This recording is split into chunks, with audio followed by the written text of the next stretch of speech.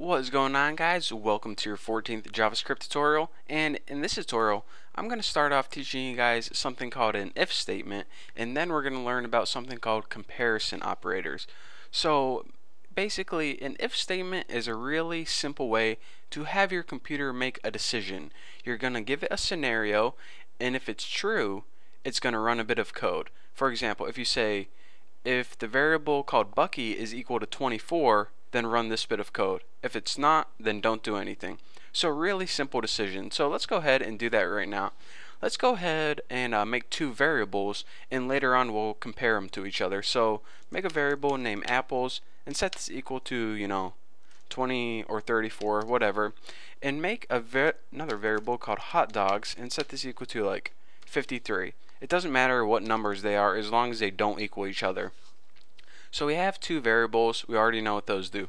Now let's go ahead and look at the basic syntax for an if statement. Now the if statement is set up like this all of the time. Have the word if right there, and then go ahead and write two parentheses after that. Now inside these parentheses is where you're going to be making your comparison. You're going to say, alright, if apples is equal to hot dogs, if apples is greater than hot dogs, if apples is less than hot dogs, and all that stuff. You're going to be comparing one thing against another. Now, if that comparison is true, it's going to go ahead and run the bit of code in between these curly brackets. So go ahead and throw those in. So basically, if statements work like this. It's going to test something right here, and if that test is true, or if they do match each other, it's going to run this bit of code. So let's go ahead and give it something really simple to run. Document dot write yay, it worked, something stupid like that. So let's go ahead and give it a simple comparison right now. And you may be thinking right this, alright, a simple comparison would make sense like apples equals hot dogs. I mean, make one thing equal to another, and that's a test. That's how I did it in math class. That's how it works. But whenever we make a comparison, we have to follow one simple rule. We can't use a single equal sign ever, because JavaScript already uses single equal sign whenever it sets a variable equal to a value. So whenever you're comparing two values, you need to have two equal signs. And now you're testing, alright, does the value of apples equal to value of hot dogs? In other words, does 34 equal 53? If 34 does equal 53, it's going to print out, yay, it worked. If it doesn't equal 53, or if they don't equal each other, nothing's going to happen. So since they don't equal each other, let's go ahead and refresh, and nothing happens. So let's go ahead and change these values to make apples equal 53 and hot dogs equal 53. So now apples does indeed equal hot dogs, so this is going to be true. And since this is true, this is going to run. So let's go ahead and save this, refresh it, and check it out. Yay, it worked. So now we can see the basics of an if statement. It's basically this again. You test what is called a condition. Now this condition is going to be true if it's true, and it's going to be false if it's not true. If they equal each other in this case, it's going to be true. If they don't, it's going to be false. Anytime it's true, this bit of code is going to run. Anytime it's false, nothing's going to happen.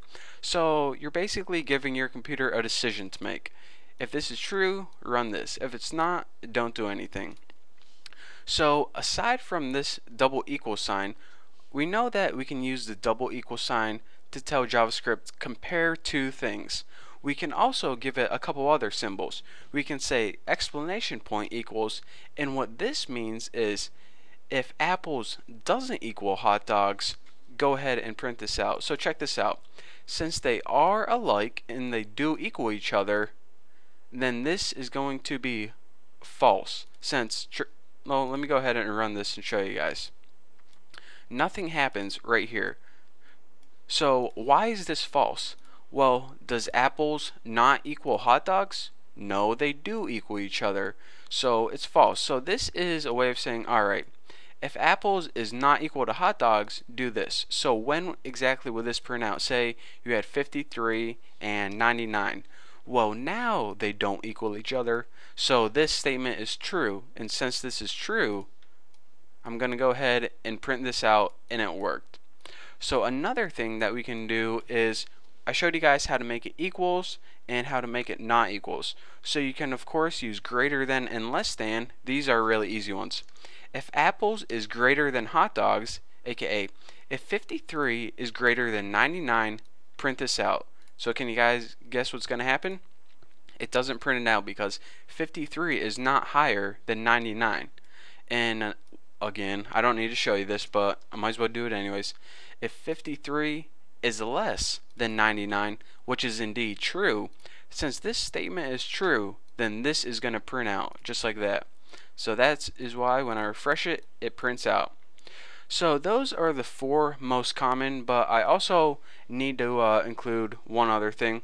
You can also have greater than or equals to, and this say if it's greater than or if it is equals to, like 53 and 53 would work, and also 56 is greater than or equal to 53. But so just to verify that it does work, there you go, right there.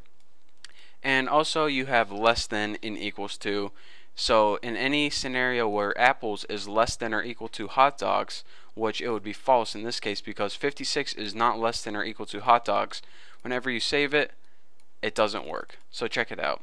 So those are the basic ones. There are a couple other ones, but I don't want to confuse you guys for now. So when you want to compare 2 values to each other, use double equal signs. When you want to make sure that they're not equal to each other, use exclamation point equal sign. And then you have your basics. Greater than, less than, greater than or equal to, less than or equal to. So that's basics of what an if statement is. It pretty much tests something, and if it's true, it runs a little bit of code. So now you understand what conditional operators are, or excuse me, comparison operators, and also the if statement. So in the next tutorial, we're going to be going over kind of a more complex if statement, but it's probably going to be the one that you're going to be using more often. So it's actually not that difficult to learn. If you can understand this, then the next thing is going to be a breeze. So anyways, thank you guys for watching. Don't forget to subscribe.